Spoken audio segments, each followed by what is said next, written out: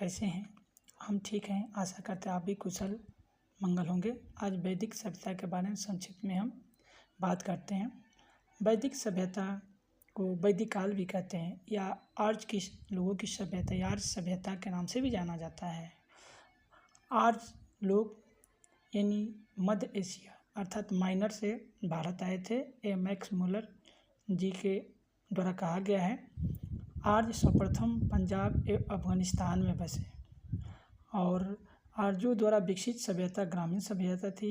आर्यों की भाषा तो सबको संस्कृत है। आर्यों के प्रशासनिक इकाई आरोहिक क्रम में इन्हें 5 भागों में बांटा गया है। कुल, ग्राम, बीस, जन, राष्ट्र। ग्राम के मुखिया ग्रामीण एवं बीस का प्रधान बीसपति कहलाते थे। जन के शासक को राजन कहा जाता था। राजाधिकारियों में पुरोहित एवं सेनानी प्रमुख थे। सूत, रथकार तथा कमपादी नामक अधिकारी रत्नी कहे जाते थे। इनकी संख्या राजा सहित करीब 12 हुआ करती थी। पुरम, दुर्गपति एवं स्पष्ट जनता के गतिविधियों को देखने वाले गुप्तचर होते थे। बाजपति गोचर भूमि का अधिकारी होता था। उग्र अपराधियों को पकड़ने का कार्य करते थे। सभा एवं समिति राजा को सलाह देने वाली संस्था थी। सभा श्रेष्ठ एवं संभ्रात लोगों की संस्था थी, जबकि समिति सामान्य जनता का प्रतिनिधित्व करती थी। इसके अलावा इसके अध्यक्ष को ईशान कहा जाता था। इसके अलावा हम देखते हैं आर्यों का समाज पितृ प्रधान था। समाज की सबसे छोटी इकाई परिवार या कुल थी, जिसका मुखिया पिता होता था, जिसे कुलप कहा जाता था। स्त्रियां इस काल में अपने पति के साथ यह कार्य में भाग लेती थी। बाल विवाह एवं पर्दा प्रथा का प्रचलन नहीं था। विधवा अपने मृतक पति के छोटे भाई यानी देवर से विवाह कर सकती थी। स्त्रियां शिक्षा ग्रहण करती थी। ऋग्वेद में लोपामुद्रा, घोषा, सिक्ता, अपाला एवं विश्वास जैसी विदुषी स्त्रियों का वर्णन है। जीवन भर अविवाहित रहने वाली महिलाओं को अमाजु कहा जाता था। आर्यों का मुख्य पेय पदार्थ सोमरस था। यह वनस्पति से बनाया जाता था। आर्यों के मनोरंजन के मुख्य साधन थे संगीत, रथदौड़, घुड़दौड़ और दूध कीड़ा इत्यादि। गाय को अघन्य ना मारने वाला योग्य पशु की श्रेणी में रखा गया था। गाय की हत्या करने वाले या उसे घायल करने वाले के लिए वेदों में मृत्युदंड अथवा देश से निकालने की व्यवस्था की गई है।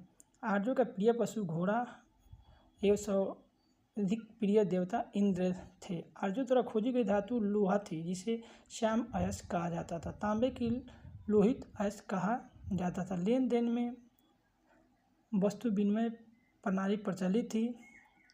ऋण देकर ब्याज लेने वाले व्यक्ति को वेनकटनी सूदखोर कहा जाता था। इसके अलावा हम देखते हैं आर्य लोग ईरान और अफगानिस्तान के रास्ते भारत में प्रवेश किए थे। आर्य लोग ने सिंधु और गंगा के मैदानों में बसकर वैदिक संस्कृति की स्थापना की थी। ऋग्वेद में आर्यों का निवास स्थान सिंधु एवं सरस्वती नदियों के बीच बताया गया है। भारत का प्राचीन धर्म ग्रंथ वेद है, जिसके संकलनकर्ता महर्षि कृष्ण द्वैपायन वेद व्यास को माना जाता है। वैदिक काल में पुस्तकों को भोजपत्र एवं तार के पेड़ के पत्तों पर लिखा जाता था। वैदिक काल का आरंभ सिंधु घाटी सभ्यता के पतन के बाद हुआ। वैदिक काल के देवता इंद्र को संपूर्ण देवताओं का राजा एवं वर्षा का देवता माना जाता था। अग्नि को देवताओं और मनुष्य के बीच मध्यस्थ माना जाता था। सोम को एक पवित्र पेय और चंद्रमा से संबंधित माना जाता था। वैदिक सभ्यता को आर्य ने स्थापित की थी। जो आर्य लोग श्रेष्ठ, कुलीन, वीर, गोरे, पढ़े लिखे एवं समझदार थे। आर्य लोग की भाषा संस्कृत थी। आर्यों का जीवन ग्रामीण था और वे पशुपालन एवं कृषि करते थे। आर्यों का समाज कबीले में बटा था। वैदिक सभ्यता के लोग मुख्य रूप से कपास, ऊन और जानवरों के खाल से बने कपड़े पहनते थे। ये 3 तरह के कपड़े पहनते। निवी, जिसे आज हम अंडरगारमेंट कहते हैं, यह शरीर के निचले हिस्से को ढकने के लिए पहनते थे। दूसरा था जिसका वासा परिधान अर्थात मुख परिधान। यह एक ढीला ढाला वस्त्र होता था जो शरीर के ऊपरी हिस्से को ढकता था। तीसरा था अधिवास, अटका या द्रोपी अर्थात आज हम इसे भारी वस्त्र कहते हैं। यह लंबा वस्त्र होता था जिसे कंधे पर या पूरे शरीर को ढकने के लिए पहना जाता था।